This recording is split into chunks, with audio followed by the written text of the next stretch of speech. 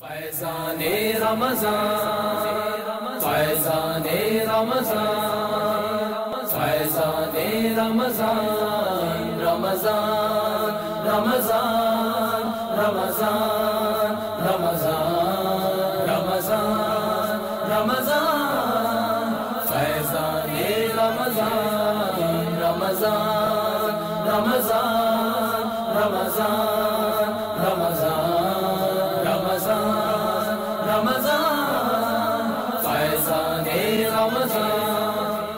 ماہ سیام کا ہر لمحہ رحمتوں، برکتوں اور نور بھری ساعتوں سے لبریز ہوتا ہے۔ عاشقان رسول کے دلوں میں عبادتوں کی حلاوت جگا کر شب و روز نیکیوں میں گزارنے کا ایسا درس دیتا ہے کہ ہر کسی کی حتی الامکان کوشش ہوتی ہے کہ حالت روزہ اور اس کے علاوہ بھی زیادہ سے زیادہ وقت اللہ عز و جل کی عبادت، سرکار مدینہ صلی اللہ تعالی علیہ وآلہ وسلم کی مدحت اور دیگر ذکر و اذکار میں مصروف گزرے۔ الحمدللہ عز و جل تبلیغ قرآن و سنت کی عالمگیر غیر سیاسی تحریک دعوت اسلامی کے زیر انتظام مدنی چینل 1435 ہجری کے رمضان المبارک کے لائیو اور ریکارڈڈ ٹرانسمیشن کو روزانہ ریپیٹ ٹرانسمیشن نشر مقرر کے طور پر بنام رمضان کی پرکیف یادیں پیش کرنے کی سعادت حاصل کر رہا ہے، جس میں آپ ملاحظہ کریں گے دعوت اسلامی کے تحت ہونے والے تربیتی اعتکاف میں امیر اہل سنت دامت برکاتہم العالیہ کا معتکفین عاشقان رسول کی تربیت کرنا، معتکفین اسلامی بھائیوں کا امیر اہل سنت کی مبارک صحبت میں سحری و افطاری کرنا، امیر اہل سنت دامت برکاتہم العالیہ کا روزانہ بعد نماز ظہر اور بعد از تراویح 2 مرتبہ مدنی مذاکرہ قرب افطار، اللہ عز و جل کی بارگاہ میں مناجات کا سلسلہ اور دیگر ماہ کے سنتوں بھرے سلسلے۔ آئیے دیکھتے ہیں رمضان کی پرکیف یادیں۔ الحمدللہ عز و جل تلاوت قرآن پاک، مناجات، حمد باری تعالی اور تاجدار مدینہ صلی اللہ تعالی علیہ وآلہ وسلم کی بارگاہ میں ہدیہ نعت سے ٹرانسمیشن کا آغاز ہوا۔ وَلَوْ أَنَّهُمْ إِذْ ظَلَمُوا أَنفُسَهُمْ جَاءُوكَ فَاسْتَغْفَرُوا اللَّهَ وَاسْتَغْفَرَ لَهُمُ الرَّسُولُ۔ یا الہی بھول جاؤ نزع کی تکلیف کو، یا الہی بھول جاؤ نزع کی تکلیف کو، شادی دیدار حسن مصطفیٰ کا ساتھ ہو۔ حق اللہ اللہ اللہ اللہ اللہ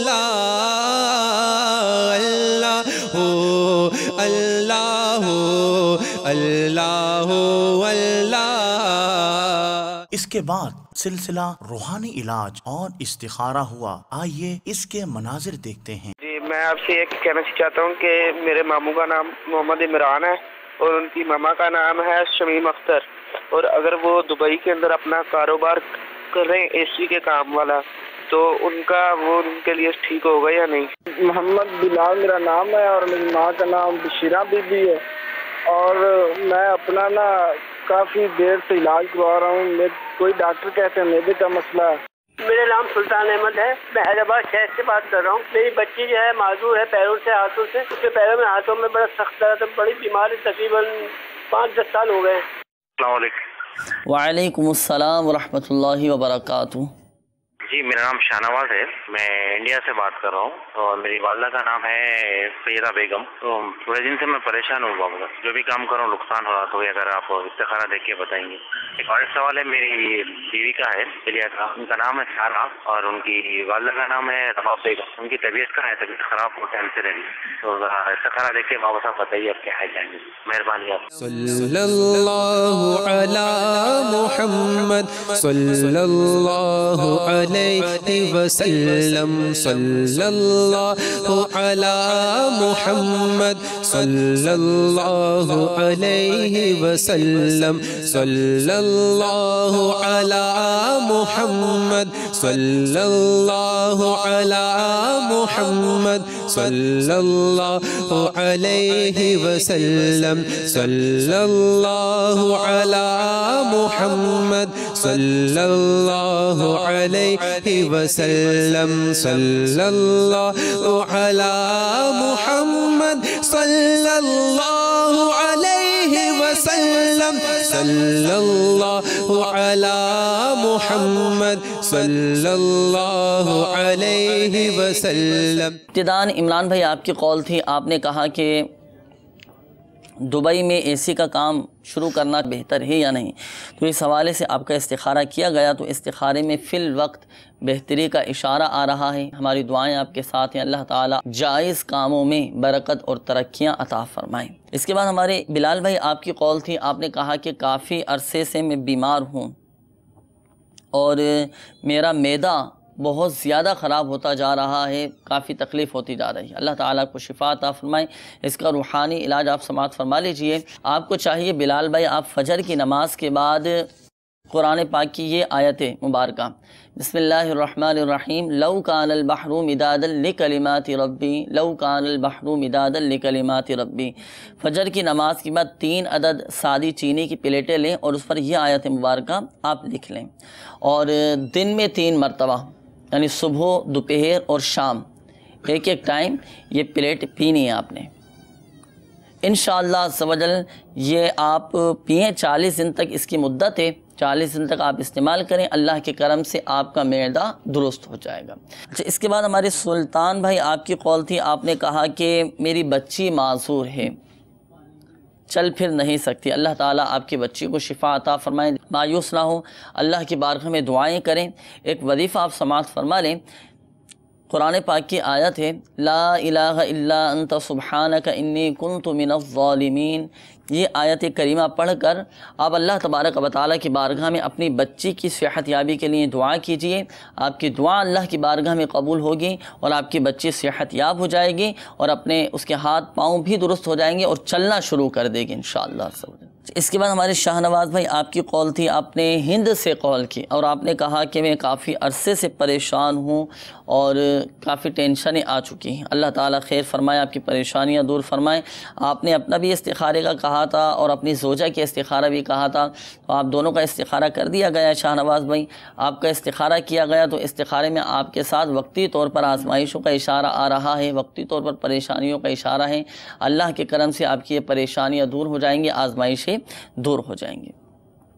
اس کا روحانی علاج آپ سماعت فرما لیجئے، آپ کو چاہیے کہ آپ روزانہ 60 مرتبہ لا حول ولا قوة الا باللہ العلی العظیم، لا حول ولا قوة الا باللہ العلی العظیم 60 مرتبہ پڑھ کر اپنے اوپر دم کریں، پانی پہ دم کر کے بھی پئیں، انشاءاللہ عز و جل آپ کی پریشانیاں بھی ختم ہوں گی، آپ کو ذہنی سکون نصیب ہوگا، آپ کی ٹینشنیں ختم ہو جائیں گی، آپ کو قلبی سکون بھی نصیب ہوگا انشاءاللہ عز و جل۔ اور اس کے علاوہ آپ نے اپنی زوجہ کے استخارے کا بھی کہا تھا کہ ان کی طبیعت کافی خراب رہتی ہے، تو آپ کی زوجہ کا بھی استخارہ دیا گیا ہے، استخارے میں بیماری کا اشارہ آ رہا ہے، کوئی عملیات، کوئی بندش، کوئی اثرات وغیرہ کا سلسلہ نہیں ہے۔ روحانی علاج اپنی زوجہ کے لیے آپ سماعت فرما لیجئے، آپ کی زوجہ کو چاہیے کہ وہ 1000 مرتبہ یا حیو، اللہ تبارک و تعالیٰ کا یہ صفاتی نام ہے یا حیو، 1000 مرتبہ پڑھ کر اپنے اوپر دم کریں، انشاءاللہ عز و جل طبیعت بہتر ہو جائے گی۔ پھر سلسلہ آپ کی فرمائش پیش کیا گیا۔ میٹھے میٹھے اسلامی بھائیوں اور مدنی چینل کے ناظرین، سلسلہ آپ کی فرمائش لیے پھر آ گئے ہیں۔ السلام علیکم ورحمۃ اللہ وبرکاتہ۔ وعلیکم السلام ورحمۃ اللہ وبرکاتہ۔ میرا نام کامل اتاری ہے، میں نے مدنی چینل پر سلسلہ دیکھا تھا قرآن کا ترجمہ و تفسیر مفتی قاسم اتاری کا، مجھے بہت پسند آیا تھا۔ سلسلہ نمبر 101 تھا اور سورۃ آل عمران کی آیت نمبر 178 سے 200 تک کا وہ سلسلہ تھا، مجھے بہت پسند آیا تھا، مجھے اس سے بہت معلومات حاصل ہوئی تھی۔ جزاک اللہ خیر، اگر مجھے آپ دوبارہ دکھا دیں تو۔ اللہ عز و جل نے ارشاد فرمایا، بسم اللہ الرحمن الرحیم، وَلَا يَحْسَبَنَّ الَّذِينَ كَفَرُوا أَنَّمَا نُمْلِي لَهُمْ خَيْرٌ لِأَنفُسِهِمْ انما نملی لہم لیزدادوا اثما ولہم عذاب مہین، اور کافر ہرگز یہ گمان نہ رکھیں کہ ہم انہیں جو مہلت دے رہے ہیں یہ ان کے لیے بہتر ہے، ہم تو صرف اس لیے انہیں مہلت دے رہے ہیں کہ ان کے گناہ اور زیادہ ہو جائیں اور ان کے لیے ذلت کا عذاب ہے۔ اس آیت مبارکہ میں اللہ عز و جل نے ارشاد فرمایا کہ کافروں کی لمبی عمریں، ان پر جلد عذاب نہ آنا اور دنیاوی مال و متاع کی کثرت، دنیاوی زیب و زینت کی کثرت، اس کی وجہ سے کافر دھوکے میں نہ آئیں اور یہ نہ سمجھیں کہ یہ سب کچھ ان کے لیے بہتر ہے، ان پہ عذاب نہیں آ رہا تو ان کے لیے بہتر ہے۔ فرمایا یہ تو اللہ تعالیٰ کی طرف سے مہلت ہے، اور یہ مہلت اس لیے ہے کہ یہ اپنی ان کرتوتوں میں بڑھتے رہیں اور ان کے گناہوں میں اضافہ ہوتا رہے، اور یہ بات واضح ہو جائے کہ یہ اپنی بد اعمالیوں کی وجہ سے عذاب مہین کے مستحق ہوئے تھے۔ آئیے اگلی فرمائش امیر سنت کی کہانی انہی کی زبانی دیکھتے ہیں۔ اسپتال کبھی داخلہ ہوا ہے؟ ہاں اسپتال میں تو داخلہ ہوا ہے نا میرا، ایک بار وہ سیویل اسپتال میں داخلہ ہوا کسی مرض کے آپریشن کے لیے۔ میں اصل بہت حساس واقع ہوا ہوں، خصوصاً طہارت پاک کی ناپاکی کے تعلق سے، تو میرا سب سے بڑا ٹینشن کسی کے گھر جانے میں یہی ہے، استنجا وضو کا، کہ اس کا انتظام عام طور پر ہر جگہ عجیب و غریب ہوتا ہے۔ وضو کا انتظام تو خیر دعوت اسلامی کی برکت کے اب کچھ ہونے لگا، ورنہ وضو خانے کہاں ہوتے ہیں آج کل گھروں میں۔ تو وہاں استنجا خانہ جو تھا، جو مجھے یاد پڑتا کنڈی نہیں تھی، اور اس کے قریب پانی تھوڑا سا کھڑا ہوا تھا گندا، یہ استنجا خانہ اس وارڈ میں۔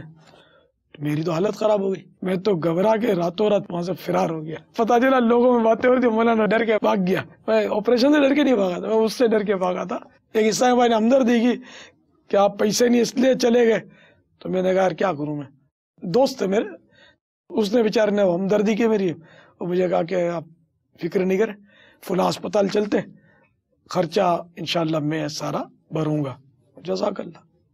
تو میں وہ ہاسپٹل میں داخل ہو گیا پرائیویٹ میں، اور آپریشن کروا لیا۔ السلام علیکم ورحمۃ اللہ وبرکاتہ۔ وعلیکم السلام ورحمۃ اللہ وبرکاتہ۔ میرا نام محمد اسلم اتاری بن حاجی مسرور احمد اتاری ہے۔ سلسلہ آپ کی فرمائش میں نعت او سوئے لال ازار پھرتے ہیں، تیرے دن اے بہار پھرتے ہیں، مجھے مدنی چینل پہ سنائی ہے۔ او سوئے لال ازار پھرتے ہیں، وہ سوئے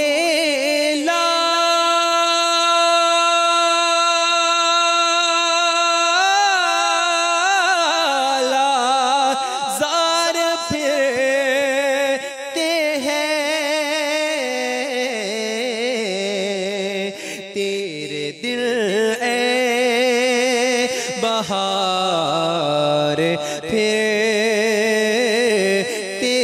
ہیں، تیرے دل این بہار پھرتے ہیں، اس گلی کا گدا ہوں میں جس میں ارے مانگتے تاجدار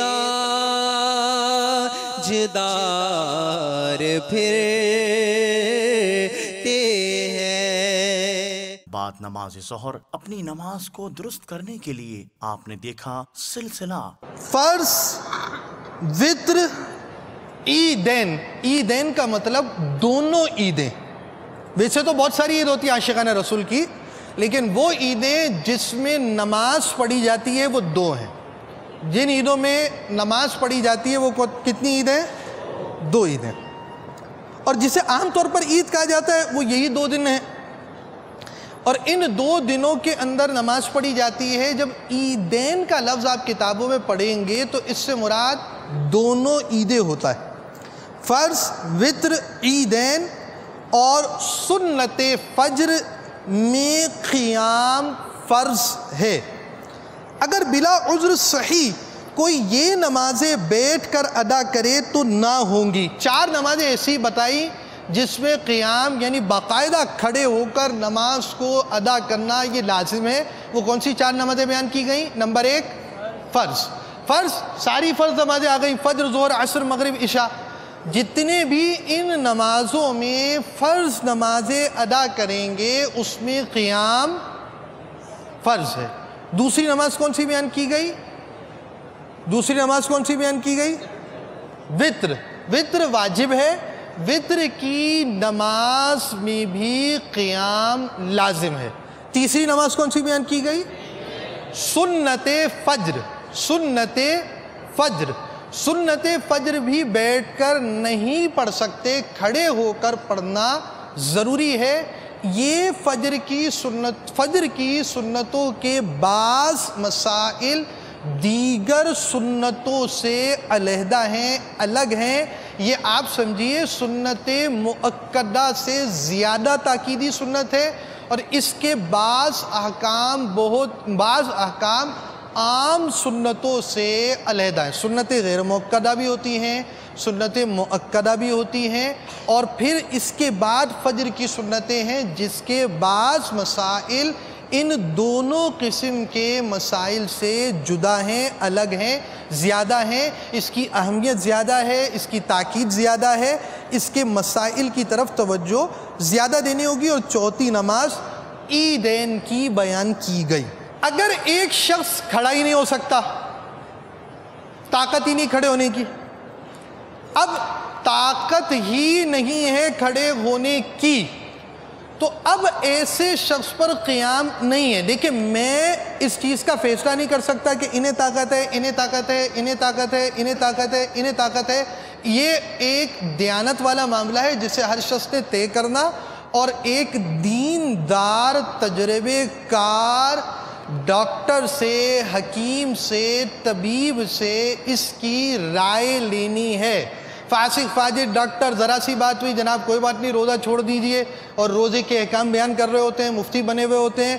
خیر ان کے اس طرح کے احکام بنانا ناجائز و حرام اور جہنم میں لے کر جانے والا کام، جس طرح غیر طبیب کو، غیر ڈاکٹر کو، غیر حکیم کو علاج میں ہاتھ ڈالنا جائز نہیں، اسی طرح ان ڈاکٹر صاحب کو، ان حکیم صاحب کو، ان طبیب صاحب کو مسائل شرعیہ میں بغیر علم کے ہاتھ ڈالنا جائز نہیں ہے۔ تو آپ یہ یاد رکھیے دیندار نمازی ہے، داڑھی والا ہے، دیندار آدمی ہے، تجربے کار ڈاکٹر ہے، وہ آپ کو یہ مشورہ دے گا، اس سے مشورہ کریں۔ نہیں ہے تو آپ دعوت اسلامی کے مدنی ماحول کے ڈاکٹر سے مشورہ کر سکتے ہیں کہ آپ میری ایسی صورت پائی جاتی ہے، مجھے کیا کرنا چاہیے، اس طرح مشورہ کیجئے۔ بہرحال اگر قدرت ہی نہیں ہے، خدا نہ خواستہ ٹانگیں ہی کٹی ہوئی ہیں، تو سیدھی بات ہے کہ قدرت ہے ہی نہیں۔ خبردار، بعض لوگ معمولی سی تکلیف یا زخم کی وجہ سے فرض نمازیں بیٹھ کر پڑھتے ہیں، وہ اس حکم شرعی پر غور فرمائیں۔ جتنی نمازیں قدرت قیام کے باوجود بیٹھ کر ادا کی ہوں ان کا لوٹانا فرض ہے۔ اسی طرح ویسے ہی کھڑے نہ رہ سکتے تھے، مگر عصا یا دیوار یا آدمی کے سہارے پر کھڑا ہونا ممکن تھا، مگر بیٹھ کر پڑھتے رہے تو ان کی بھی نمازیں نہ ہوئیں، ان کا لوٹانا فرض ہے۔ عورتوں کے لیے بھی یہ حکم ہے کہ یہ بھی بغیر شرعی اجازت کے بیٹھ کر نمازیں نہیں پڑھ سکتی۔ اور اب بعض عورتوں کے آپریشنز وغیرہ ہو جاتے ہیں تو اس پہ بھی وہ کسی دیندار طبیبہ سے مشورہ کریں اور اس کے مطابق ترکیب بنائیں۔ پھر آپ نے ملاحظہ کیا تلاوت اور نعت کے بعد امیر اہل سنت دامت برکاتہم العالیہ کا امت پر گوہر افشانی سے لبریز مدنی مذاکرہ۔ بعض اسلامی بھائی روٹی کھائیں تھا جو وچ کھائیں تھا جو کنارو چھڑے تھا ان میں آئی جی کرو رہنمائی ہے۔ یہ روٹی بیچ میں کا حصہ کھا لیتے ہیں، کنارہ چھوڑ دیتے ہیں۔ یہاں ایسے نواب آئے ہوئے ہیں، ابھی ان کے سوال سے پتہ چلتا ہے۔ ہم غریبوں نے تو بچپن سے کنارے کھائے روٹیوں کے۔ کنارے چھوڑنے کی صورت یہ ہے کہ اگر وہ کنارے دوسرا کوئی کھا لیتا ہے تب تو کنارہ چھوڑنے میں حرج نہیں ہے، اور اگر یہ کنارے گائے بکری کو کھلا دیتے ہیں तब भी हरज नहीं है, फेंकने की इजाज़त नहीं है। लेकिन ये चूँकि वो आलमी मदनी मरकज़ फैज़ान मदीना में अतियात लंगर रज़विया के पैसे हैं। अब हम अगर ये बोलते हर नेक जायज़ काम में इजाज़त दे दो, लेकिन इत्मीनान नहीं है दिल को कि सब इस तरह की इजाज़त देते हों, इतना सबको सोचना नहीं पड़ता। तो बहरहाल ये कि यहाँ किनारे बिल्कुल खाने होंगे, गाय बकरे को भी खिलाने की इजाज़त हम नहीं देते आपको, ना इसको भूसी टुकड़े में डालने की इजाज़त देते हैं, इसको खा लीजिए। हालत ये रोटी तोड़ने वालों की, ये टुकड़ा रखा हुआ है, लेकिन यहाँ माले मुफ्तिल बेरे में पूरी रोटी उठाएंगे, यूँ इसका टुकड़ा तोड़ेंगे और टुकड़ा खा लेंगे, यानी कि पूरी रोटी डैमेज कर देते हैं। क्या होटल में ऐसा करते हैं? पल्ले से पैसे देने पड़ते हैं, एक एक रोटी मंगवाते होंगे और पूरी रोटी खाने के बाद मजबूरन दूसरी मंगवाते होंगे, वरना ये नहीं कि वो 4-5 रोटियों के टुकड़े कर दिए और खाया, बाकी काउंटर पे आवाज़ देगा ना कि साहब से इतने पैसे लो, तो वो दिल यूं मंजिल यही कठिन है कौमों की ज़िंदगी में। तो इसलिए हाथ जोड़ता हूँ आपको कि पहले टुकड़े खा लिया करें, फिर मेरी रोटियों के टुकड़े किया करें। यार मेरे दिल के टुकड़े कर देते हैं, जैसे यूँ समझे थोड़ा सा दाग लगा होता है, बोला जली हुई रोटी है, पेट में दर्द होगा, फेंक देते हैं। होटल में नहीं फेंकते होंगे, यहाँ फेंक देते हो। जली हुई रोटी से पेट में दर्द होता है, किसने कहा आपको? यार इनकी नीयत तो करवा ले बाबा, अगर सच्ची सच्ची नीयत बनती हो तो। नहीं, किनारा खाने की आदत डालो यार, ऐसा नहीं करो यार। नवाबी अंदाज घर में भी नहीं, मस्जिद तो मस्जिद, घर में भी नहीं। और ये माँ बाप वाकई यानी कि बच्चा है, फिर ये बच्चों का बाप बनता है तब भी बच्चा ही रहता है। फिर चावल भी बहुत बेदर्दी से खाए जाते हैं, छोड़ दिए जाते हैं, गिरा दिए जाते हैं, हड्डियों में मसालों में दे चावल। अब मेरे करीब होते ना तो वो तो संभल जाते होंगे, कुछ तो पहले वो रोप की वजह से संभल जाते होंगे, दूसरा मैं उठवाता भी रहता हूँ, फिर भूल जाते हैं बात बेचारे। रोटी तोड़ने का तरीका नियतों में भी करवाता हूँ कि रोटी थाल के ऊपर बीचों बीच करके उल्टे हाथ से पकड़ के सीधे हाथ से निवाला तोड़ना है, भूल जाते हैं। फिर कभी कभी हाथ पकड़ के वो बीच थाल में करना पड़ता है, फिर भूल जाते हैं।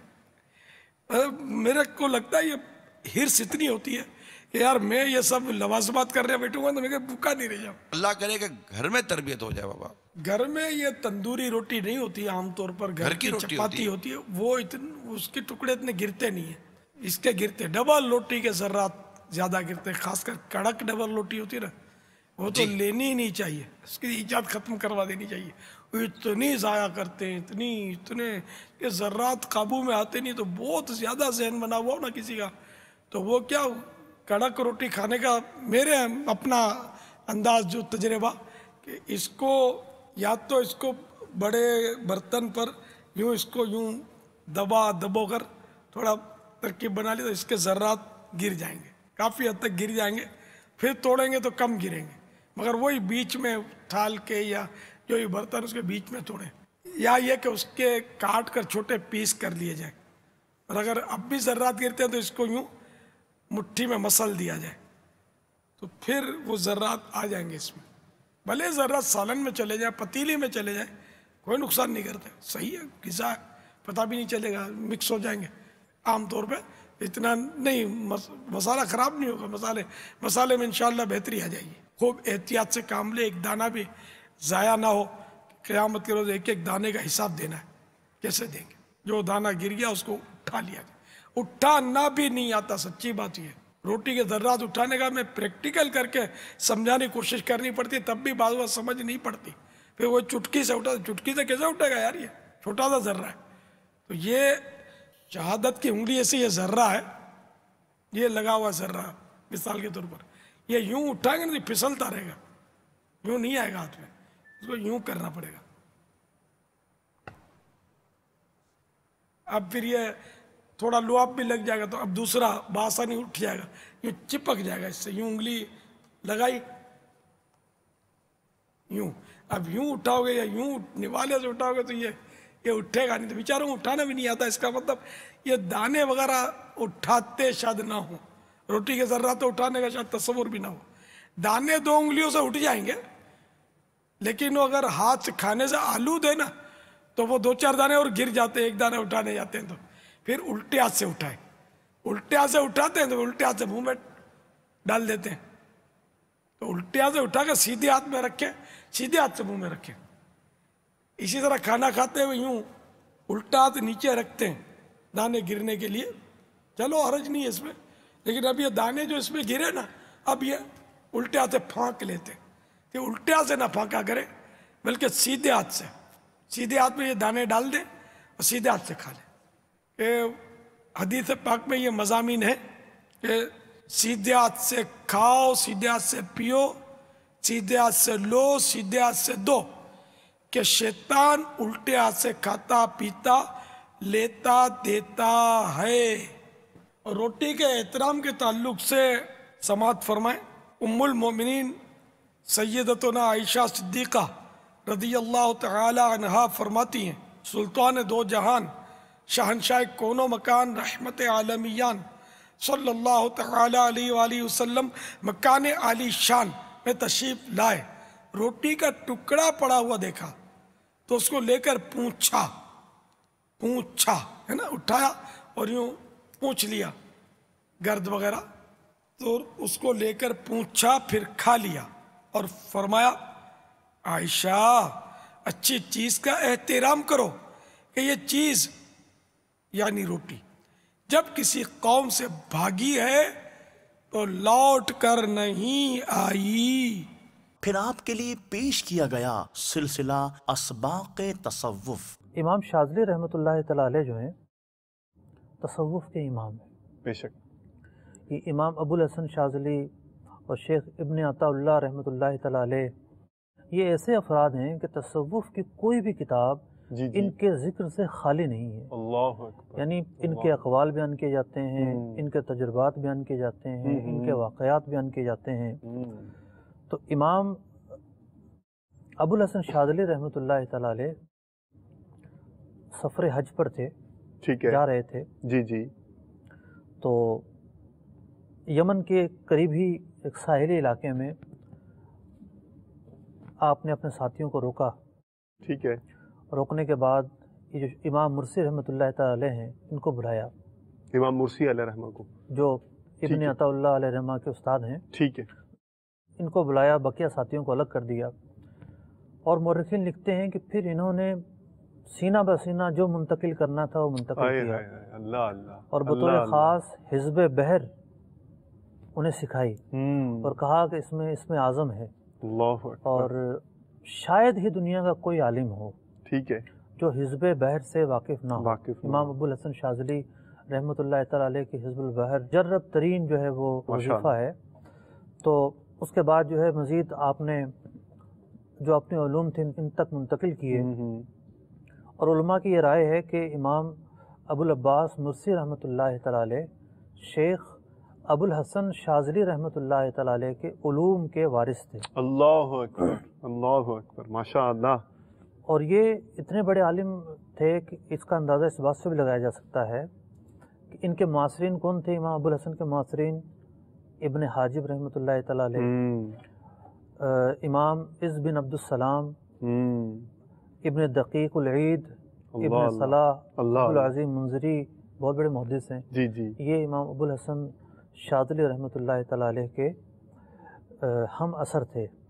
تو اتنے بڑے بڑے قداور نام، اس سے بھی نام ان کے شاگرد ماشاءاللہ امام مرسی، اور امام مرسی کے شاگرد ابن عطا اللہ اسکندری، الحکم العطائیہ جنہوں نے لکھی، اس کے مصنف امام ابن حجر رحمۃ اللہ تعالی علیہ، ابن حجر اسقلانی رحمۃ اللہ تعالی علیہ نے ایک کتاب لکھی، الدرر الکامنہ فی اعیان المئۃ الثامنہ، 8ویں صدی ہجری کے علماء کے احوال۔ خود یہ بھی 8ویں صدی ہجری کے آخر کے ہیں، ٹھیک۔ تو اس میں آپ نے تقریباً 2690 علماء اور مشائخ کے حالات لکھے۔ اللہ اکبر، اللہ اکبر۔ 700 نمبر پر امام ابن عطا اللہ اسکندری رحمۃ اللہ تعالی علیہ کے حالات کو بیان فرمایا، اور ضخیم کتاب ہے، 6 جلدوں میں یہ کتاب ملتی ہے. تو آئیڈیا ہو رہا ہے 2500 سے زیادہ جی ہاں، یعنی ماشاءاللہ علماء اور صوفیاء کا تذکرہ ہے اس میں. اچھا مفتی صاحب، یہاں ایک میں یہ چاہوں گا کہ اس پر بھی تھوڑی ہماری جو توجہ ہمیں انڈرسٹینڈنگ ڈیولپ کرنے میں جو مدد دے گی کہ امام ابن حجر عسقلانی علیہ رحمہ کا آپ نام لے رہے ہیں، ان کی کتاب لکھنے کا تذکرہ کر رہے ہیں، تو اس کا مطلب یہ بھی کوئی بڑا نام ہوگا، کوئی اعتماد والا نام ہوگا کہ ان کا تذکرہ عبداللہ ابن اسکندری رحمۃ اللہ تعالیٰ علیہ کر رہے ہیں.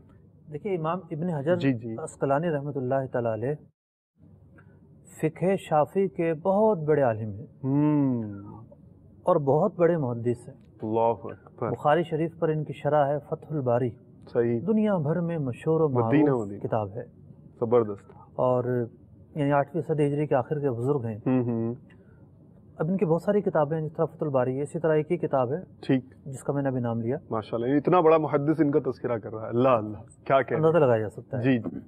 تو یہ لکھتے ہیں کہ امام ذہبی علیہ رحمہ نے لکھا، جی یعنی بغیر کسی ریفرنس کے بیان نہیں کیا. سبحان اللہ.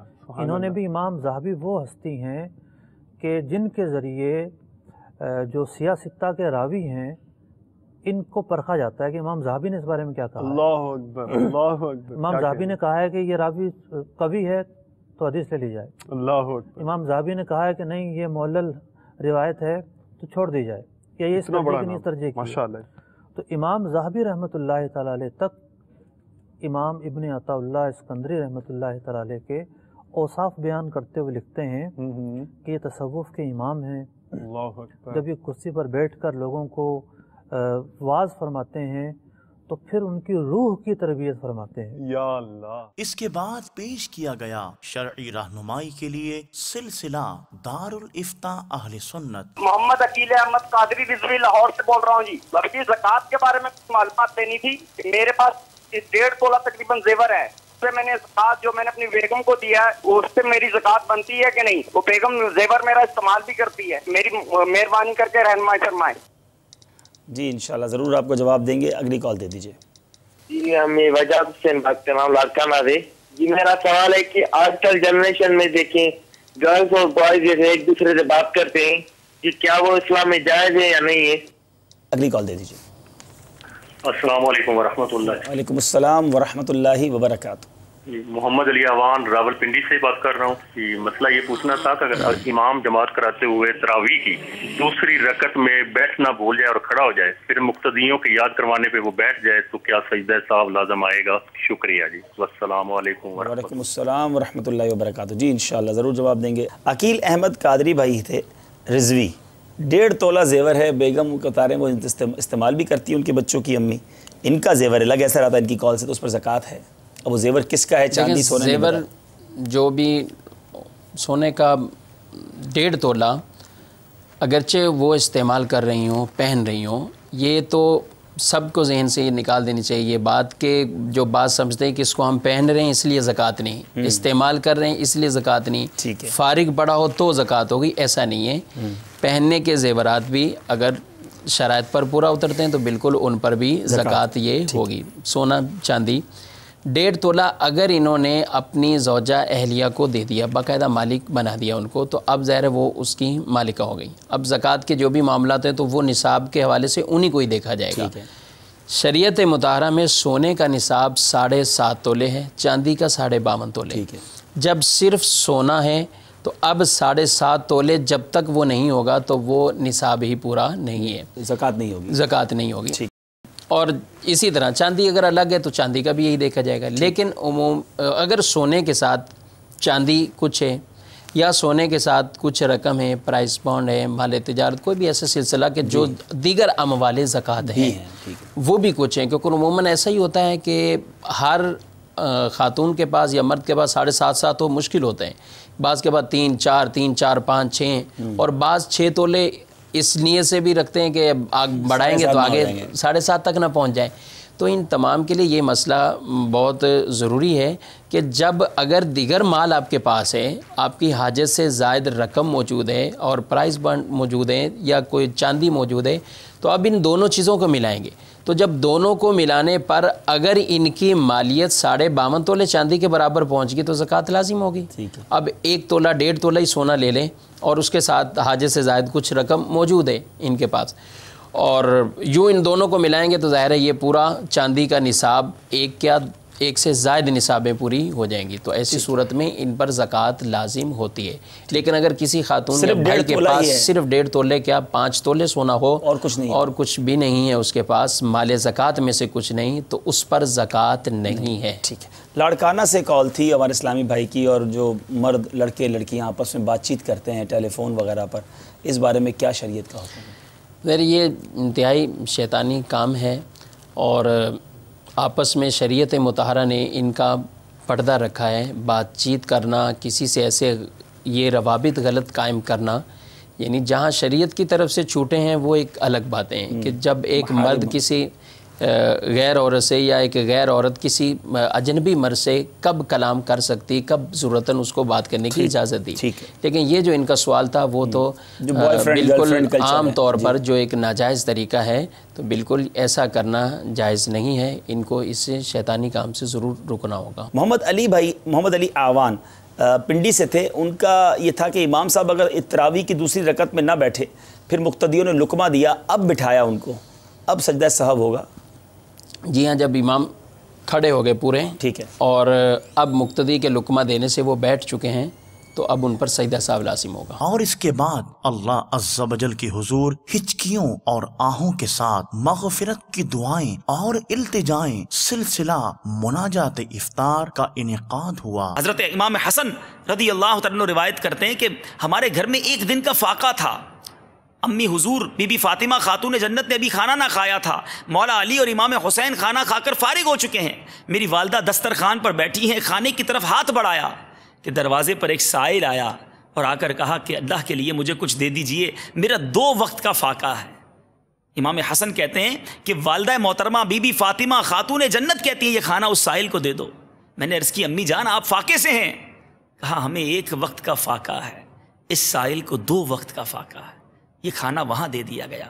اے میرے میٹھے میٹھے اور پیارے پیارے اسلامی بھائیوں، آج ہمارا کیا حال ہے؟ ہمیں جو چیز چاہیے اور وہی میرے بھائی کو چاہیے، کیا ہم کبھی ایثار کرتے ہیں؟ حالانکہ ایثار کی ماشاء اللہ اگر فضائل سنیں، اس کی برکتیں سنیں، اس کے انعامات سنیں تو طبیعت ہری بھری ہو جائے۔ حجت الاسلام امام محمد بن محمد غزالی علیہ رحمۃ اللہ الوالی احیاء العلوم میں نقل کرتے ہیں کہ اللہ عز و جل نے حضرت سیدنا موسیٰ کلیم اللہ علی نبینا علیہ الصلوۃ والسلام سے فرمایا، اے موسیٰ کوئی شخص ایسا نہیں کہ وہ عمر بھر میں چاہے 1 ہی مرتبہ ایثار کرے اور میں بروز قیامت اس سے حساب طلب کرتے ہوئے حیا نہ فرماؤں۔ اس کا مقام جنت ہے، وہ جہاں بھی چاہے رہے۔ 1 بار ایثار کرنے والے سے رب حساب کتاب لینے میں حیا فرمائے، یہ اتنا بڑا کام ہے۔ اور یہ ماہ رمضان ہمیں بڑے مواقع دیتا ہے۔ اس مہینے کا ایک نام ماہ مؤاسات بھی ہے، لوگوں کی غمخواری کرنا، بھلائی کرنا، ان کا خیال رکھنا۔ تیرے دربار میں ہم گناہ گار، سیاہ کار، بڑی امید لیے حاضر ہیں مولا، ہم نے تقریباً آدھا رمضان غفلت میں گزار دیا ہے مالک، کوئی ایسا روزہ نہ رکھ سکے جو تیری بارگاہ میں پیش کرنے کے لائق ہو، کوئی ایسی عبادت نظر نہیں آ رہی مولا جو تیرے دربار کے شایان شان ہو، مگر مولا تیرے نیک بندے تجھے راضی کرنے میں لگ گئے ہیں مولا، وہ عبادتوں میں مصروف ہیں۔ تجھے ان نیک بندوں کی مقبول عبادتوں کا واسطہ، جن کے روزے قبول کیے ان کا واسطہ، ہمارے ٹوٹے پوٹے روزے بھی قبول فرما لے، جن کے سجدے قبول کیے ان کا واسطہ، ہمارے سجدے بھی قبول فرما لے۔ مجھے نکلنے سے کام لے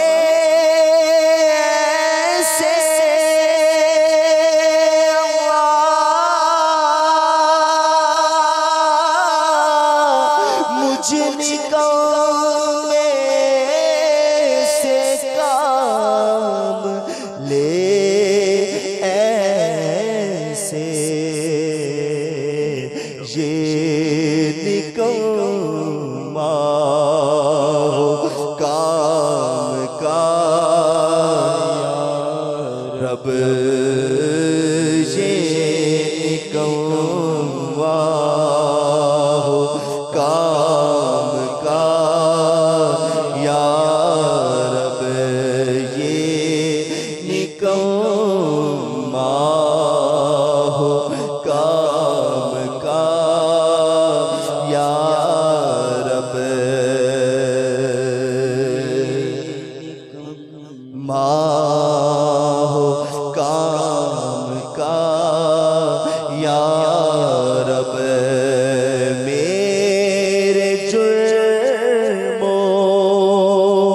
قصور پر تو نہ جا،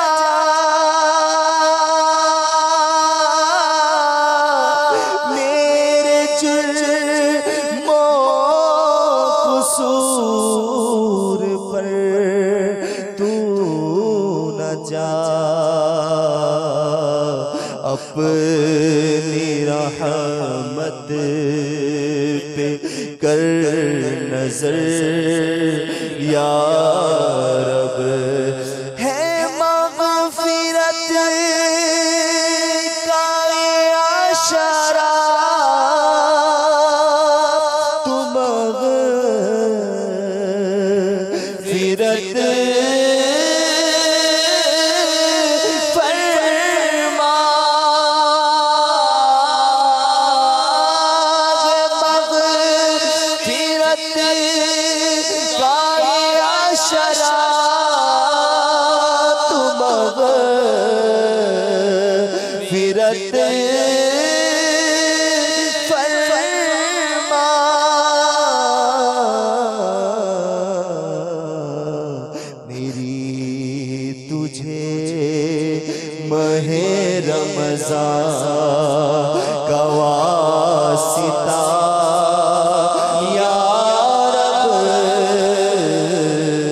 اس کے بعد آپ نے ملاحظہ کیا سلسلہ کامیابی کا راستہ اور امیر اہل سنت دامت برکاتہم العالیہ کے ہمراہ عاشقان رسول کا طعام۔ آدھا رمضان گزرنے تک میری برائیاں اور میری خامیاں کتنی دور ہوئیں، نیز میں تقوی پانے میں کس قدر کامیاب ہوا۔ یعنی تقوی آسان لفظوں میں اگر میں کہوں کہ میں گناہ سے بچنے میں کس قدر کامیاب ہوا، کیا میں نمازی بن رہا ہوں، کیا میں جماعت سے نماز پڑھنے کا پابند بن رہا ہوں، اگر میرے جھوٹ بولنے کی عادت تھی تو کیا وہ میری چھوٹ رہی ہے، میری رمضان مبارک کے علاوہ اگر رشوت دینے کی عادت تھی تو کیا وہ چھوٹ رہی ہے۔ اسلامی بہنیں اپنے حال احوال پر غور کریں اور اسلامی بھائی اپنی کیفیتوں پر غور کریں اور کیا بہتری آ رہی ہے کیا نہیں آ رہی، یا پھر اللہ نہ کرے ایسا تو نہیں ہے کہ جو روٹین کے ساتھ ایک کام ہو رہے تھے وہ تو ہو ہی رہے ہیں۔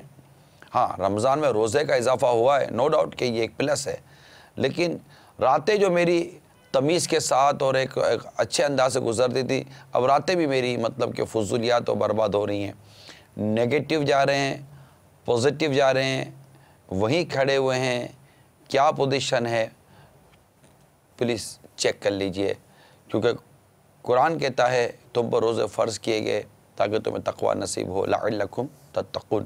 اس انعام کو، تقوی کے انعام کو آیا ہم ماہ رمضان مبارک میں پانے میں کامیاب ہوئے ہیں یا نہیں ہوئے، اس پر غور کرتے رہنا چاہیے۔ ایک حدیث پاک آپ کو بیان کرنے جا رہا ہوں۔ حضرت عبداللہ بن عمر رضی اللہ تعالی عنہما سے روایت ہے کہ رسول کریم رؤوف الرحیم صلی اللہ تعالی علیہ وآلہ وسلم نے ارشاد فرمایا، اے مہاجرین کے گروہ، جب تم 5 باتوں میں مبتلا کر دیے جاؤ تو اس وقت تمہاری کیا حالت ہوگی، اور میں اللہ تعالیٰ سے پناہ طلب کرتا ہوں کہ تم انہیں پاؤ۔ وہ 5 کون سی باتیں ہیں یہ بیان کرنے جا رہا ہوں۔ نمبر 1، جب کسی قوم میں اعلانیہ فحاشی عام ہو جائے گی تو ان میں طاعون اور ایسی بیماریاں ظاہر ہو جائیں گی جو ان سے پہلوں میں کبھی ظاہر نہ ہوئی تھیں، جیسے آج کل ایڈس وغیرہ ہے، کبھی سنا بھی نہیں تھا، اور یہ ایڈس کی بیماری بھی یوں سمجھے کہ فحاشی کا تحفہ ہے، بے حیائی والے جو کام ہوتے ہیں ان کا تحفہ ہے۔ دوسرا، جب لوگ ناپ تول میں کمی کرنے لگ جائیں گے تو قحط سالی، شدید تنگی اور بادشاہ کے ظلم کا شکار ہو جائیں گے۔ نمبر 3، جب زکوٰۃ کی ادائیگی چھوڑ دیں گے تو آسمانوں سے بارش روک دی جائے گی، اور اگر چوپائے نہ ہوتے تو ان پر کبھی بارش نہ برستی۔ نمبر 4، جب لوگ اللہ اور اس کے رسول کا عہد توڑنے لگیں گے تو اللہ تعالیٰ ان پر دشمن مسلط کر دے گا جو ان کا مال وغیرہ سب چھین لے گا۔ اور نمبر 5، جب حکمران اللہ عز و جل کے قانون کو چھوڑ کر دوسرا قانون اور اللہ تعالیٰ کے احکام میں سے کچھ لینے اور کچھ چھوڑنے لگ جائیں گے تو اللہ تعالیٰ ان کے درمیان لڑائی جھگڑا ڈال دے گا۔ فحاشی پھیلی یا نہیں پھیلی؟ بے پردگی اپنے بام عروج پر ہے۔ ہمارے گھر کے اندر دیکھ لیجئے، میں نہیں کہتا سارے گھر، اللہ کی رحمت ہے، کئی گھروں میں فحاشی آپ کو نام کی بھی نہیں ملے گی، لیکن ہے یا نہیں ہے اس کا فیصلہ آپ کر لیجئے۔ بازاروں کا جو حال ہے یہ آپ دیکھ لیجئے، خود آپ کی ٹی وی اسکرین جس طرح کے مناظر دکھاتی ہوگی، جو مدنی چینل سے آگے پیچھے ہوتے ہوں گے، وہ اپنا خود ہی جائزہ لے لیں کہ یہ فحاشی اور یہ بے حیائی اور یہ بے پردگی جو ہے، اور پھر اس کے جو نتائج میں جو بھیانک قسم کی جو بیماریاں ہمارے معاشرے میں آئی ہیں، اس پر غور کر لیں۔ میری اسلامی بہنیں بھی سوچیں، میرے اسلامی بھائی بھی سوچیں، والدین بھی سوچیں، سب سوچیں۔ لڑکیاں اپنی تصویریں غیر لڑکوں کو جو بھیج رہی ہیں، یہ کس فتنے کو دعوت دی جا رہی ہے؟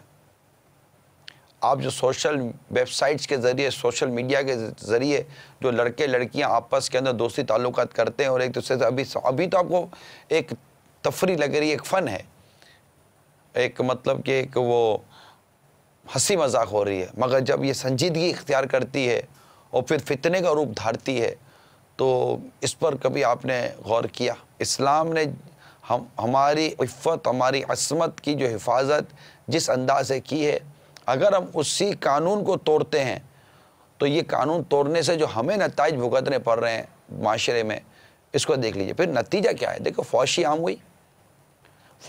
ہوئی، نتیجہ کیا نکلا کہ طاعون اور ایسی بیماریاں ظاہر ہو جائیں گی جو ان سے پہلوں میں کبھی ظاہر نہیں ہوئی تھی۔ معاشرے میں پنپنے والے کئی گناہ ایسے ہیں جس کو معاشرے کو بھگتنا پڑتا ہے۔ کرنے والے سب نہیں ہوتے، لیکن چونکہ ہم نیکی کی دعوت نہیں دے رہے ہوتے، ہم برائی سے منع نہیں کر رہے ہوتے، اور بعض اوقات تو ان کی ہاں میں ہاں ملا رہے ہوتے ہیں اور ان کی تائید کر رہے ہوتے ہیں اور باقاعدہ اس کلچر کو ہم پسند کر رہے ہوتے ہیں، تو نتیجہ یہ نکلتا ہے کہ اس کا خمیازہ پوری قوم کو بعض اوقات بھگتنا پڑتا ہے۔ جیسا کہ اب آپ اس پر آ جائیے، ٹھیک ہے؟ جب لوگ ناپ تول میں کمی کرنے لگ جائیں گے، اب ناپ تول، سب تو ناپ تول والا کام نہیں کرتے، جب لوگ ناپ تول میں کمی کرنے لگ جائیں گے تو قحط سالی، شدید تنگی اور بادشاہ کے ظلم کا شکار ہو جائیں گے۔ اب اللہ تبارک و تعالیٰ قرآن مجید فرقان حمید میں واضح طور پر ارشاد فرماتا ہے، ناپ اور تول انصاف کے ساتھ پورا کرو۔ ناپ تول میں انصاف کرنا اور ناپ تول کو پورا کرنا، اس کی تاکید ہم کو شریعت مطہرہ نے دی، یعنی ناپ تول میں کمی نہ کرو کیونکہ یہ حرام ہے۔ جب تک آپ نیکی کی دعوت دینے کا عزم نہیں کریں گے، جب تک آپ برائی سے روکنے کا عزم نہیں کریں گے، کچھ نہیں کر سکتے، 20 سال کے کچھ نہیں کر سکتے، صرف اپنے گھر میں تبدیلی لانے کا عزم کر لیجئے، پکا عزم کر لیجئے، اور قرآن پاک کی سورہ تحریم کی 6 آیت پر عمل کرنے کا عزم مصمم کر لیجئے۔ اے ایمان والو، اپنی اور اپنے گھر والوں کی جانوں کو اس آگ سے بچاؤ جس کا ایندھن آدمی اور پتھر ہے۔ ہم لوگ کیا کر رہے ہیں؟ آپ کا بیٹا اسکول کا ہوم ورک نہیں کرتا، آپ کو آگ لگ جاتی ہے۔ اسکول کی چھٹی کرتا ہے تو آپ کو بے چین ہو جاتی ہے۔ ماں فجر میں اٹھائے یا نہ اٹھائے، اسکول کے لیے اٹھائے گی۔ آپ فجر میں اٹھیں نہ اٹھیں، آفس کے لیے اٹھیں گے۔ یہ سب کیا ہے؟ آپ کا الاؤنس نہ ملنا، آپ کا بونس نہ ملنا، آپ کی تنخواہ لیٹ ملنا، سب آپ کو پریشان کرتا ہے۔ یہ پریشانی کی باتیں میں کمپیئر ٹو بات کر رہا ہوں، تقابل کے ساتھ بات کر رہا ہوں۔ کبھی نیکی نہ ملنے پر، نیکی کے کام چھوٹ جانے پر، پرہیزگاری کے کام چھوٹ جانے پر، گناہ ہو جانے پر اس طرح کی فیلنگز ہوتی ہیں، کچھ ایسے محسوسات ہوتے ہیں۔ یہ سب سوچنے کی باتیں ہیں میرے میٹھے اور پیارے اسلامی بھائیوں، ہمیں کچھ کرنا پڑے گا۔ فیضان رمضان ہے یہ، فیضان رمضان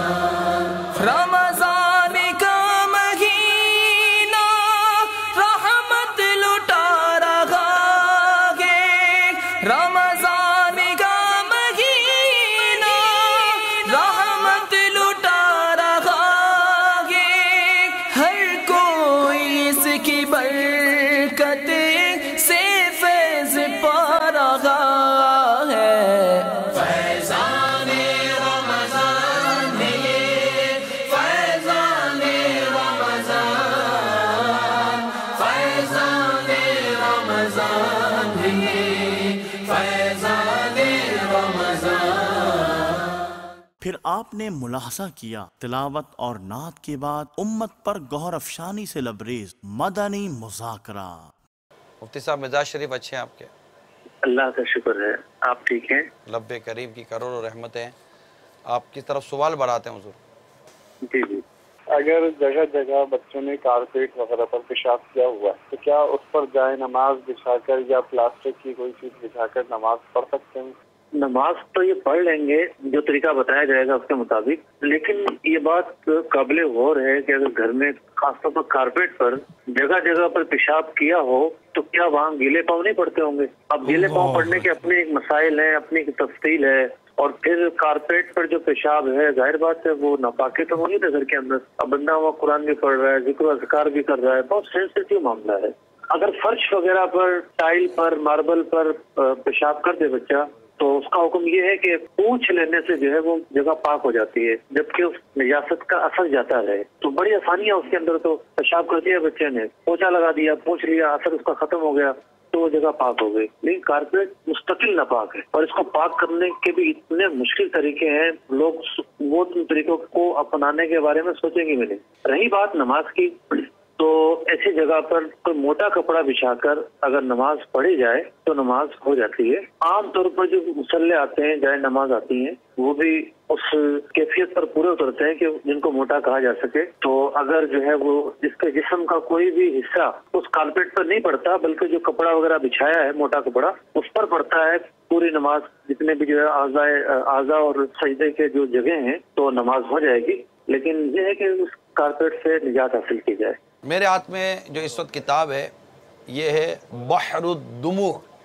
بحر الدموع جی، مشکل نام نہیں، اصل میں وہ بزرگوں کا نام رکھا ہے۔ یہ ابو الفرج عبد الرحمن بن علی الجوزی رحمۃ اللہ تعالیٰ علیہ، بڑے پائے کے بزرگ گزرے، ان کی تحریر ہے یہ کتاب بحر الدموع، اور اس کا المدینۃ العلمیہ نے ترجمہ کیا ہے، ٹرانسلیٹڈ ہے یہ، اور اس کا نام رکھا ہم نے آنسوؤں کا دریا۔ یہ تو آسان ہے نا؟ اس میں اللہ تعالیٰ کی رحمت سے بہت پیارے پیارے واقعات ہیں، اس میں حدیثیں بھی نقل کی گئی ہیں، اور اس کتاب کو پڑھنے سے الحمدللہ بہت سارا علمی خزانہ بھی ہاتھ آتا ہے۔ ذکر اللہ کی فضیلت کا اس میں مطلب بیان موجود ہے، قریب المرگ شخص کی توبہ کا بیان، واقعات بھی اس میں ایک سے ایک ہیں۔ تو میرا مشورہ ہے مدنی چینل کے ناظرین، یہ کتاب بحر الدموع آنسوؤں کا دریا یہ ضرور لیجئے۔ یہ اس کا ہدیہ 58 ہے، 58 روپیہ صرف، اور نزا کے عالم میں مسکراہٹ، نگاہ کی حفاظت، اسی طرح مومن اور منافق کی پہچان، خاموش رہنے کی فضیلت، اور اس کے علاوہ بہت سارے مضامین اس کتاب میں آپ کو ملیں گے۔ ہمارے اس وقت کے سلسلے میں الحمدللہ ہم آپ کو ہمارے معتکفین کے تاثرات بھی دکھاتے ہیں۔ آئیے دیکھتے ہیں ہمارے مختلف معتکفین اپنے کیا کیا تاثرات اعتکاف کے متعلق دیتے ہیں۔ آج فیضان مدینہ اسلام آباد۔ اچھا، فیضان مدینہ اسلام آباد کے معتکفین؟ جی ہاں جی ہاں، چلیں دیکھتے ہیں۔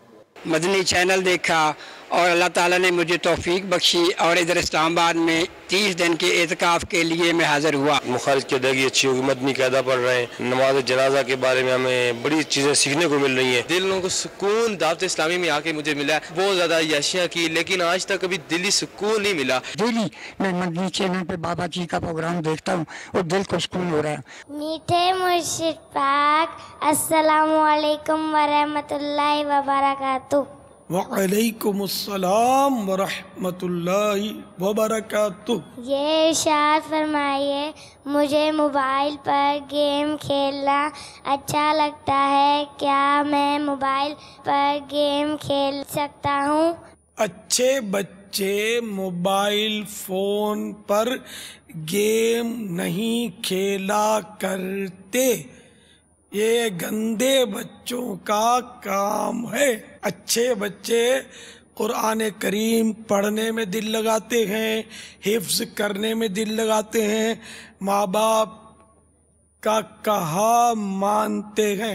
واللہ تعالی اعلم ورسولہ اعلم، عز وجل وصلی اللہ تعالی علیہ وآلہ وسلم۔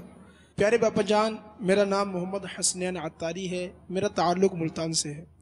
پیارے باپا جان، آپ کی بارگاہ میں یہ سوال عرض ہے کہ ہم نے گھر میں مور پالے ہوئے ہیں، اس کے بارے میں احتیاطی ارشاد فرمائے، نیز یہ بھی ارشاد فرمائے کہ کون کون سے جانور اور پرندے نہیں پالنے چاہیے۔ مور اس کا پالنا جائز ہے، لیکن جو بھی مور ہو یا بکری ہو یا گائے ہو یا چڑیا ہو، طوطے ہوں، ان کو دانا پانی کی کسی قسم کی تنگی آپ کی طرف سے نہیں ہونی چاہیے۔ انہیں روزانہ اس کو 70 مرتبہ انہیں کی غذا فراہم کی جائے، دانا وغیرہ، پانی ان کے پاس ہر وقت بھرا ہوا رکھا جائے، کیونکہ یہ بے زبان جانور فریاد نہیں کر سکتا، اور جانور پرندے یہ بار بار کھاتے ہیں، ہماری طرح نہیں کہ جیسے کہ فکس ٹائم ہوتا ہے کہ 3 مرتبہ کوئی کھاتا ہے، کوئی 2 مرتبہ کھاتا ہے، کوئی زیادہ کھانے پینے کا شوقین ہوتا ہے تو 4 5 مرتبہ کھاتا ہے، لیکن یہ ہر وقت چوچے مارتے رہتے ہیں، پرندے جو کھاتے رہتے ہیں، تو اس لیے ان کو وافر مقدار میں غذا دینی ہوگی۔ اب بعض جانور پالنے منع ہے، جیسے کتا ہے، تو کتا پالنے کی صورت یہ ہے کہ چوکی داری کے لیے اس کو پال سکتے ہیں، شکار کے لیے پال سکتے ہیں، لیکن پھر شکار کے لیے اس کو تربیت دینی ہوگی، ویسے نہیں، احکام ہیں اس کے۔ تو کتا ان مقاصد کے لیے پالا، اسی طرح کے جائز مقصد کے لیے تو ٹھیک ہے، ورنہ گھر میں اگر کتا رکھا، صرف شوقیہ لوگ گھومتے رہتے ہیں، پھرتے رہتے ہیں، تو اس کی اجازت نہیں ہے۔ گھر میں اگر کتا ہو تو رحمت کے فرشتے نہیں آتے، اور فاسق جانوروں میں جیسے کوا ہے، چیل ہے، بندر ہے، چوہا ہے، ان کو فاسق کہا گیا ہے۔ جیسے چھپکلی ہے، یہ تو فوائے سق، چھوٹا فاسق کہا گیا ہے۔ سانپ پالتے ہیں، سانپ بھی فاسق ہے، اس کی بھی ممانعت ہے۔ صلو علی الحبیب صلی اللہ تعالی علی محمد۔ میرا نام محمد اکرم اطاری ہے، نور کالونی وحید علاقہ سے عرض کر رہا ہوں۔ پیارے باپا جان، میں یہ پوچھنا چاہتا ہوں کہ جو لوگ صدقہ دیتے ہیں سال سے اوپر وار کا، یہ ٹھیک ہے؟ اس طرح وار کر دیں تو وہ بندے کے اوپر سے مرتے ہیں اور بلائیں جو وہ ختم ہو جاتی ہیں، اس کا بھی طریقہ ارشاد فرما دیں۔ اب وہ 7 پھیرے دے کر صدقہ دیتے ہیں، ایک ٹوٹکا ہے یہ، اگر اس میں کوئی ناجائز چیز نہیں ہے، وہ جائز چیز ہے، اور یہ 7 پھیرے دے کر سر سے یا پورے وجود سے اگر یہ کسی غریب مسکین کو یہ دے دیتے ہیں صدقہ، تو اس غریب کا تو بھلا ہی بھلا ہے، اور حدیثوں میں وہ ویسے ہی ہے کہ بلا صدقے کو نہیں پھلانگ دی، تو راہ خدا میں جو بھی دیں ہم یہ صدقہ کہلاتا ہے۔ ویسے ہمارے یہاں وہ صدقہ یہ کالا بکرا ہو، کالی مرغی ہو، اس طرح کی مخصوص چیزیں بابا جی بتاتے کہ یہ صدقہ ہے، ایسا نہیں ہے۔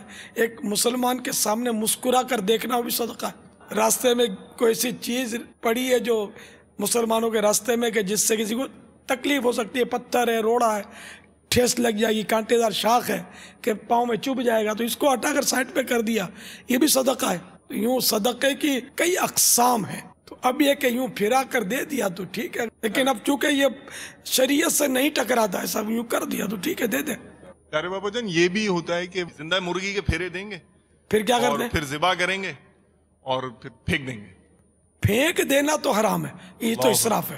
بابا جان، اس طرح سے شاید تصور پایا جاتا ہے کہ اس طرح پھرانے سے کوئی وہ اس کی بلائیں اور جو اس کے اوپر مصیبتیں ہیں شاید وہ اس پر منتقل ہو جائیں گی، یہ تھنکنگ ایسی محسوس ہوتی ہے۔ اچھا، یہ بابا جیوں کی تھنکنگ ہوگی۔ فقہ کی کتابیں اور اس طرح کے معاملات سے وہ خاموش محسوس کی ہیں، پڑھنا یاد نہیں ہے۔ ہاں، جان کے بدلے جان کا صدقہ سرکار اعلیٰ حضرت نے لکھا ہے، جیسے کہ اپنے کو کوئی تکلیف ہے، اس طرح کی کوئی صدقہ دینا چاہتا ہے تو اس میں خون بہانا بہتر ہے، یعنی جانور ذبح کر کے راہ خدا میں دے دے، بکرا ذبح کر کے، مرغی ذبح کر کے، تو وہ ذبح کر کے دینا یہ اچھا ہے۔ ایک یہ بھی ہوتا ہے کہ جیسے پیالہ لیا پانی کا، اب وہ 7 دفعہ جو نا گھمائیں گے، یہ بالخصوص جب وہ شاید دلہن پہ کرتے ہیں یا اس طرح کا کچھ نا، 7 دفعہ یوں کریں گے، اب 7 دفعہ یہ ایسی مکمل ہوگا تو وہ ہاتھ مار کے اس نے پانی گرا دینا ہے۔ اس کو بھی صدقہ اتارنا یا بلائیں اتارنے کے لیے بلا اتارنا، اور یہ صدقہ نہیں کہلے گا، یہ ٹوٹکا یہ اگر ہے تو ایسا کرتے ہو تو۔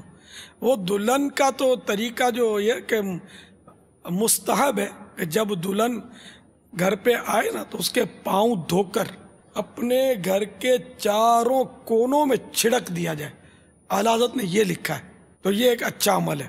صلو علی الحبیب सल्लल्लाहु तआला अला मुहम्मद। प्यारे बापा जान, मेरा नाम मोहम्मद अरसलान अत्तारी है।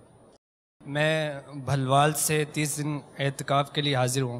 प्यारे बापा जान, सवाल ये है कि अगर वालिद साहिब किसी काम के लिए कहते हैं और उसी वक़्त वालिदा साहिबा भी काम कह देती हैं, तो पहले किसके हुक्म की तकमील की जाए, रहनुमाई फरमा दें। अब वो काम की नोयत पर है। माँ का हक जो है ना बाप के हक से यूं तो ज़्यादा है, लेकिन इसमें सूरतें हैं। अब मिसाल के तौर पर दोनों कह रहे हैं कि मेरे पाँव दबा दो, तो पहले माँ के दबा दे फिर बाप के दबा दे। लेकिन बाद सूरतों में बाप को ज़्यादा ज़रूरत होगी कि जहाँ खिदमत का मामला हो तो माँ को फोकियत दी जाएगी बाप पर। जैसे मैंने पाँव की मिसाल भी दी आपको, तो जहाँ खिदमत होगी तो माँ पहले, और जहाँ ताज़ीम का मामला होगा तो वहाँ पहले बाप। क्योंकि जो बाप है ना, ये आपकी माँ का भी आका और हकीम है। ये फतह रज़िया शरीफ में इस तरह का मजमून है, जो कि समुंदरी गुंबद नामी रिसाला जो मकतबत मदीना का शाया करदा है, माँ बाप के ताल्लुक से बहुत ही कीमती रिसाला है। सबको पढ़ना चाहिए। जिसके माँ बाप हैं उनको भी पढ़ना चाहिए, और जिनके माँ बाप फोत हो गए हैं उनको भी पढ़ना चाहिए, कि फोत शुदा माँ बाप के ताल्लुक से भी उसमें मदनी फूल मौजूद हैं। वल्लाहु तआला अअलम व रसूलुहु अअलम अज़्ज़ा व जल्ला व सल्लल्लाहु तआला अलैहि व आलिहि वसल्लम। सल्लू अलल नबी सल्लल्लाहु तआला अला मुहम्मद। मदनी मुज़ाकरे के बाद देखा सिलसिला फैज़ान सहारी और अमीर अहले सुन्नत दामत बरकातुहुमुल आलिया की सहारी के मनाजिर। मदनी चैनल के नाजरीन, आज सिलसिला फैज़ान सहरी, वैसे ही हर सिलसिला यकीनन हम आपके लिए लेकर आते हैं, किसी मौजू को लेकर आते हैं, मगर चूँकि 3 पिछले सिलसिलों से तसलसल है। पहले सिलसिले में मक्का मुकर्रमा के फ़ज़ाइल, फिर 2 सिलसिलों में हमने फ़ज़ाइल मदीना मुनव्वरा सुने, और आज जो सिलसिला है वो इश्क़ रसूल हमारा मौजू है। सुबहान अल्लाह, ये ऐसा मौजू है कि जिसका टॉपिक सुनकर ही यकीनन हमारे कई नाजरीन जो हैं वो खुश हो गए होंगे कि आज इंशाअल्लाह बहुत कुछ इश्क भरी बातें करनी है। आला हज़रत का वो शेर है ना, आ कुछ सुना दे इश्क के बोलों में ए रज़ा, आ कुछ सुना दे इश्क के बोलों में ए रज़ा, मुश्ताक तबआ लज्जत सोज़े जिगर की है। तो आज इंशाअल्लाह कुछ इश्क के बोलों में बात करेंगे, कुछ नबी पाक अलैहिस्सलातु वस्सलाम की यादों में गुम होने की कोशिश करेंगे। चूँकि बात इश्क की करनी है, इश्क के बोलों में बात करनी है, आइए आपको एक आशिक रसूल ही का वाक़या सुनाते हैं। कुतियाना ये हिंद का एक जूनागढ़ स्टेट में छोटा सा गांव है। वहाँ एक संग तराश रहा करता था, ज़बरदस्त आशिक रसूल था और मदीने का दीवाना था। दुरूद व सलाम से उसे बड़ी मोहब्बत थी। दुरूद व सलाम की मशहूर व मारूफ किताब दलाइलुल खैरात उसे ज़बानी याद थी। उसका मामूल था कि जब भी कोई पत्थर तराशता तो इस दौरान दलाइलुल खैरात शरीफ का एक जुज़ यानी बाब पढ़ता। एक बार हज के पुरबहार मौसम में जबकि आशिकों के काफ़िले हरमैन तय्यबैन की तरफ रवां दवां थे, उसकी किस्मत का सितारा भी चमक उठा। हुआ यूं कि एक रात जब सोया तो दिल की आंखें खुल गईं। क्या देखता है कि वो मस्जिद नबवी के पास हाजिर है और वाली बेकसां मदीने के सुल्तान नबी आखिरुज़्ज़मान सल्लल्लाहु अलैहि वसल्लम भी जलवा फरमा है। सब्ज़ सब्ज़ गुंबद के अनवार से फ़ज़ा मुनव्वर हो रही है और नूरानी मीनार भी नूर बरसा रहे हैं, मगर एक मीनार मुबारक का एक कुंगरा शिकस्ता था। इतने में रहमत आलम सल्लल्लाहु अलैहि वसल्लम के लबहाए मुबारका को जुम्बिश हुई, फूल झड़ने लगे और अल्फाज कुछ यूँ तरतीब पाए, दीवाने वो देखो, हमारे नूर बार मीनार का एक कुंगरा टूट गया है, तुम हमारे मदीने में आओ और इस कुंगरे को अज सरे नौ बना दो। जब आँख खुली, कानों में वाली मदीना के मुबारक कलिमात गूंज रहे थे। मदीने का बुलावा आ चुका था, मगर ये सोचकर आंखों से आंसू छलक पड़े कि मैं तो बहुत गरीब हूँ, मेरे पास मदीने की हाज़िरी के वसाइल कहाँ। लेकिन इश्क ने ढारस बंधाई, बेताब आरजू ने दिलासा दिया कि तुम्हें तो खुद सुल्तान मदीना सल्लल्लाहु अलैहि वसल्लम ने बुलाया है, तुम वसाइल की फ़िक्र क्यों कर रहे हो। उम्मीद बन गई और क्यों ना हो, जब बुलाया आका ने खुद ही इंतज़ाम हो गए। चुनाचे दीवाने ने रखते सफ़र बांधा, औजार का थैला कांधे पर चढ़ाया और पोर बंदर की बंदरगाह की तरफ ज़बान हाल से ये गुनगुनाता हुआ चल पड़ा। कहाँ का मनसब, कहाँ की दौलत, कसम खुदा की है ये हकीकत कि जिन्हें बुलाया है मुस्तफ़ा ने वही मदीने को जा रहे। ادھر پور بندر کی بندرگاہ پر ایک الگ سما تھا، سفینہ مدینہ تیار تھا، مسافر پورے ہو چکے تھے، لنگر اٹھا دیے گئے تھے، مگر عجیب تماشا تھا کہ کیپٹن کی کوشش کے باوجود سفینہ مدینہ جنبش کرنے کا نام تک نہ لیتا تھا۔ اتنے میں جہاز کے عملے کی دور سے اس دیوانے پر آتے ہوئے نظر پڑی۔ عملے کے لوگ سمجھے کہ شاید ایک زائر مدینہ رہ گیا ہے، مگر جہاز چونکہ گہرے پانی میں جا چکا تھا، ایک کشتی کو بھیجا گیا، اس دیوانے کو ساحل سے اٹھایا گیا، اس دیوانے کو سفینے پر سوار کرایا گیا، نہ کسی نے پاسپورٹ کا پوچھا، نہ کسی نے ٹکٹ کا پوچھا۔ اب جب جہاز کو سٹارٹ کیا گیا تو سفینہ مدینہ سوئے مدینہ رواں دواں ہو گیا، اب جہاز چلنا شروع ہو گیا۔ اے میرے میٹھے اور پیارے اسلامی بھائیوں، اب دیوانہ مدینہ منورہ پہنچتا ہے۔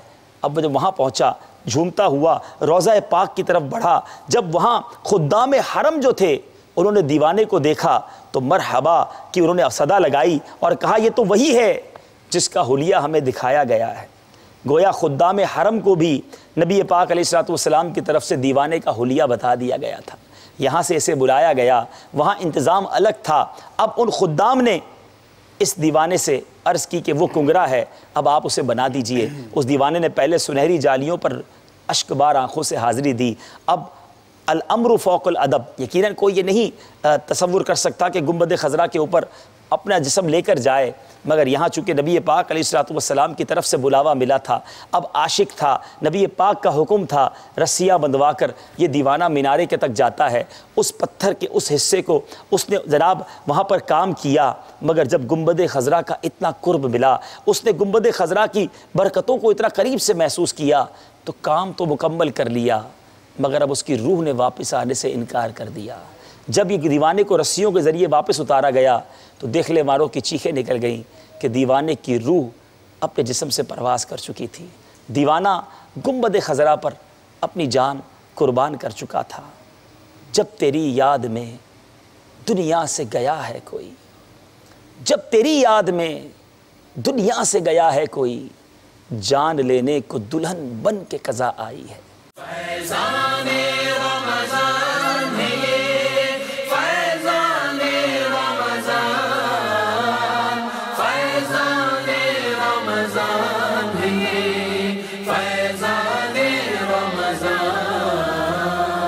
70 گنا بڑھا گے فیضوں کا اجر اسی میں، 70 گنا